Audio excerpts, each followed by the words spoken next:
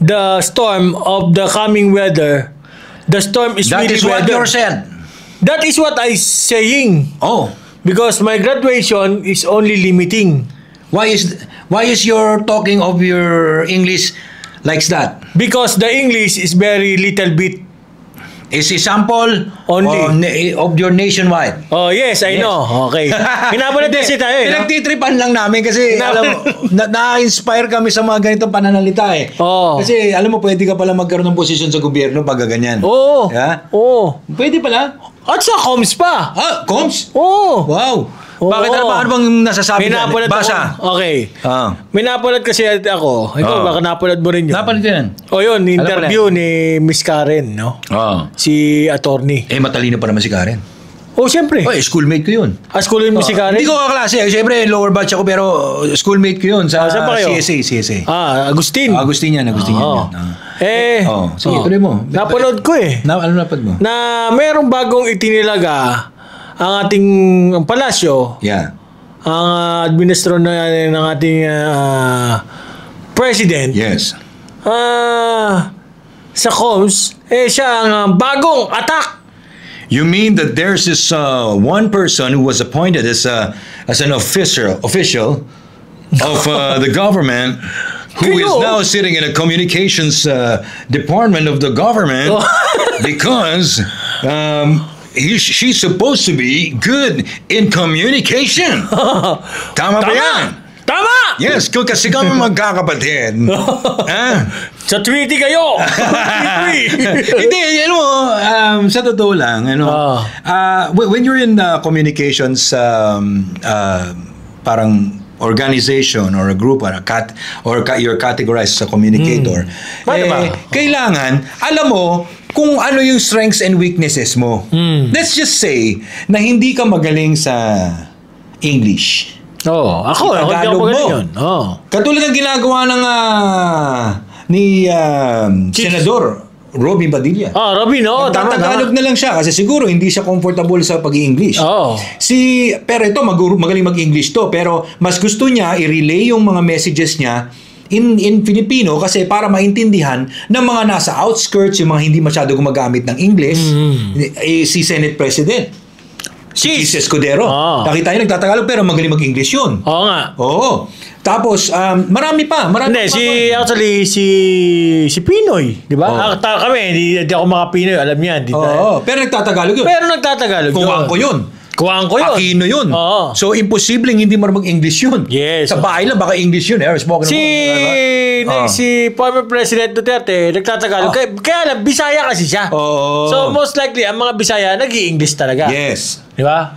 Kaya alam mo, pag magkikipag-communicate ka, kasi ang hirap intindihin at saka nakaka-cringe. Isipin mo, you are representing the communications department of the government na kung saan miyembro ang buong Pilipinas, tapos ganun, ini-interview ka ng isang batikang broadcaster, tapos ang sagot mo sa kanya is parang kumakausap ka sa bata. Oo, parang yung alam mo yung mga hindi marunong ang hirap. Pero anyway, that is just an observation. Any public official should be open to a public scrutiny. Di ba? Because dami nakapansin eh.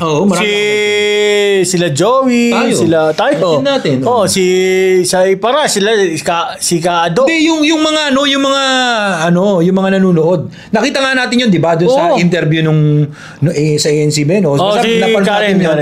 Marami nag-react ng mga tao tungkol doon sa pag-i-English niya. Oo nga. So, siyempre tayo na, okay, sige, sabihin na natin. Hindi. Kaya nga kami, hindi na request, pero ibig sabihin, siguro kami, as an advice, bilang isang membro ng gobyerno na ito, na itagalog nyo na lang po, ma'am. Kasi hindi ko rin para si Karen, nahirapan din siya intindihin ni Karen eh. And ito, panoorin niyo po sa lahat ng mga nanonood, panoorin niyo yung interview ni Karen Davila kay Claire Castro.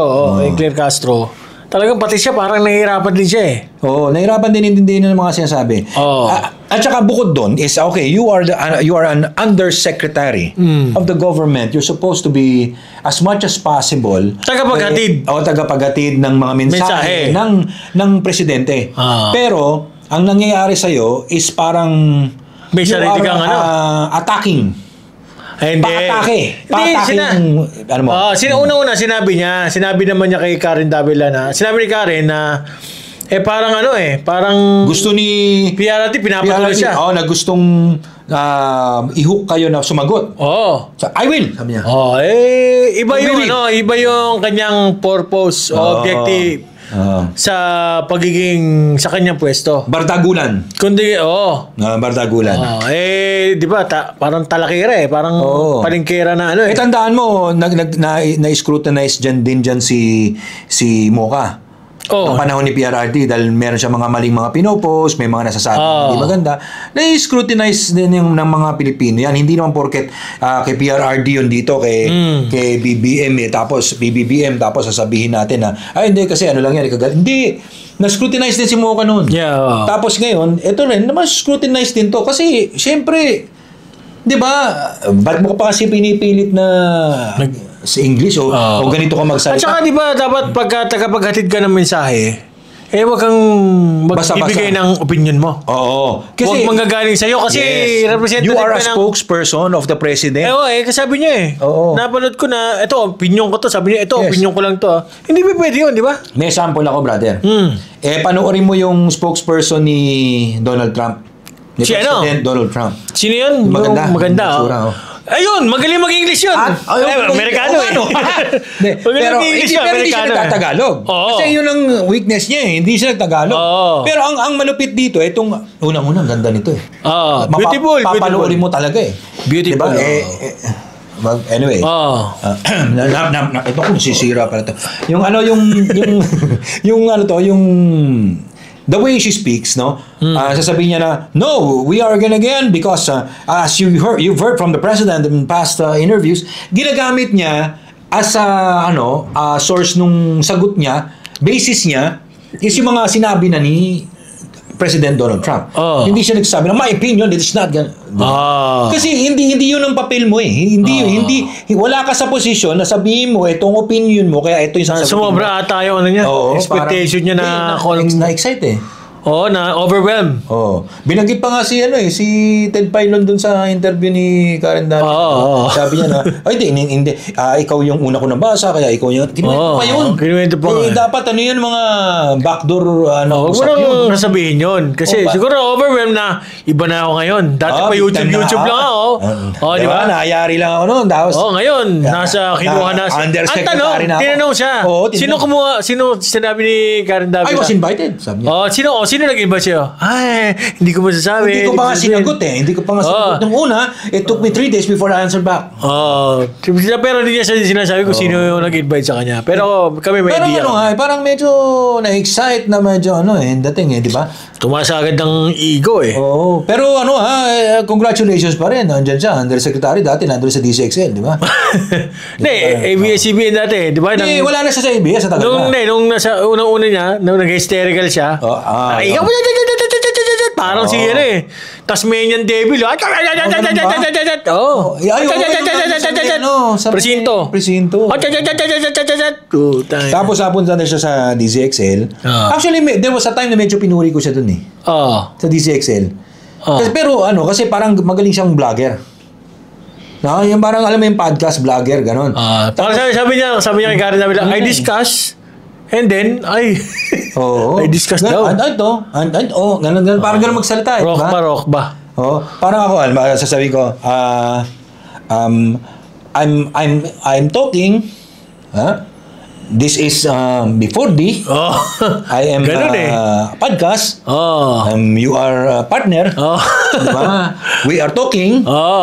You are pero dun kasi napapakinggan ko sa doon.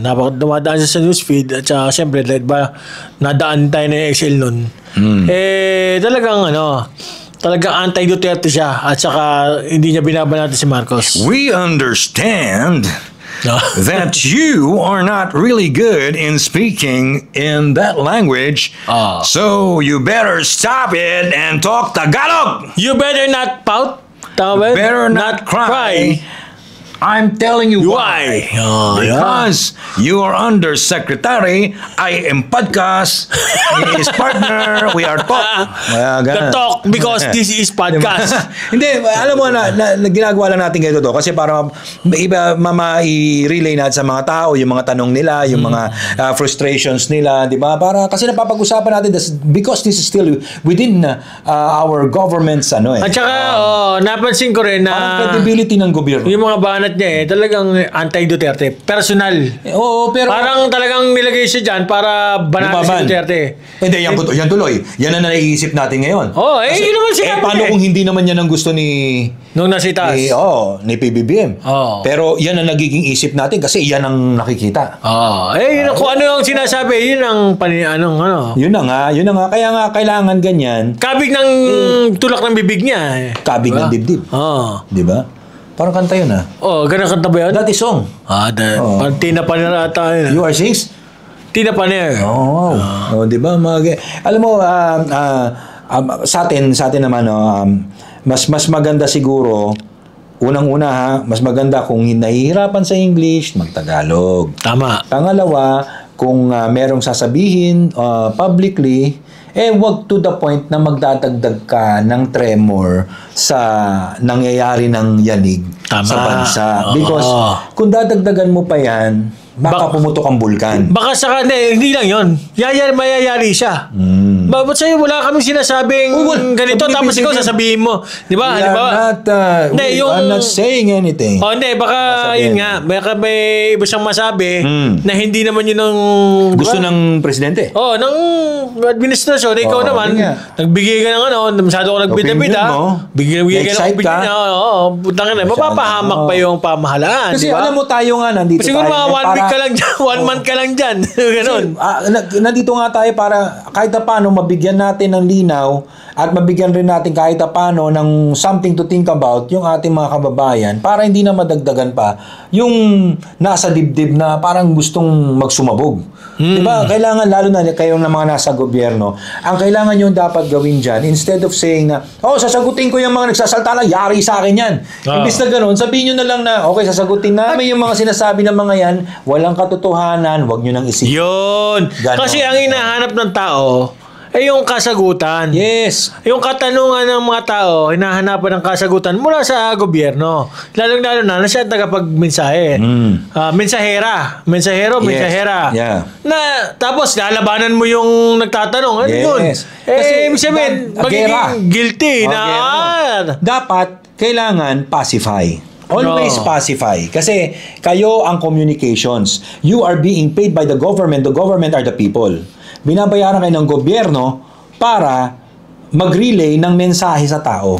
Hindi para pakuluin ang dibdib at dugo ng mga tao. Lalong pasilebin. Yan. Gatungan, gatong, di ba? Lalong nagliliya pag nagagatong. Hindi maganda yun. Siyempre, matagal ka na sa media, di ba?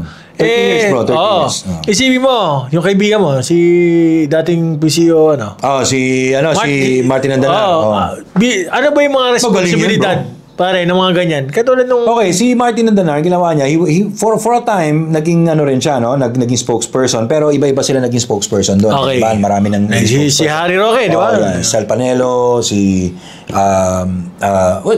Nograles. Tama. Diba? So, itong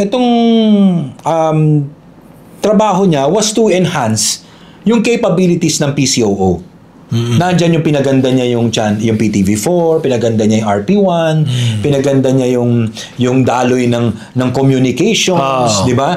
Ganun ang ginawa niya. He was trying to control also yung mga kung meron man parang na-shake na issue sa mga tao, he tried to control it. Hindi attacking.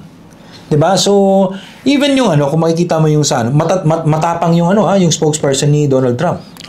Pero hindi pa rin siya yung pa-attack. Sinasabi lang niya yung mga Democrats, kung yan ang iniisip nila, actually we are still going to talk to the Democrats, gano'n, di ba? Because ano yun yung isa? Yung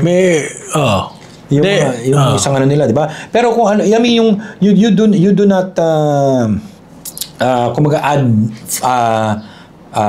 fire to the existing yung baga ngayon. Huwag mo nalagyan ng apoy. Inuunahan mo na eh. Mahirap yun. Tsaka narinig ko nga, katulad yan, nagdadagdag siya ng opinion niya, baka magka-damay-damay sila. Di ba? Tulad yan, tinanong sa mga reserve gold, di ba to binenta o ano, siya nagbibigay siya ng opinion niya. Naku, delikado yun. Ganun. Dapat magagaling yun mismo sa taas. Sa o kung taas. sino man yung nandun sa ano na yun, magbibigay ng issue. Or kung nabigyan na siya ng information about it. Pwede. Yun. Tapos, First day sabi niya. First day pa lang niya yun? First day niya lang tapos ang dami niya ng Na-excite siguro. At saka napansin ko pero okay napansin ko. Tingnan mo yung picture niya nung yung mga vlog niya sa sa YouTube. Sa YouTube, sa DXL. Ano na itsura niya ngayon? Bagong gupit, bagong... Siyempre, kailangan yun. Outfit. Outfit, bagong makeup. Parang St. Peter Parang ano... St. Peter. Hindi, minaalala ko dyan. Castro de Abrego. Castro rin, di ba? May joke na gano'n So yun ang gusto lang nating isang mapag-usapan lang din.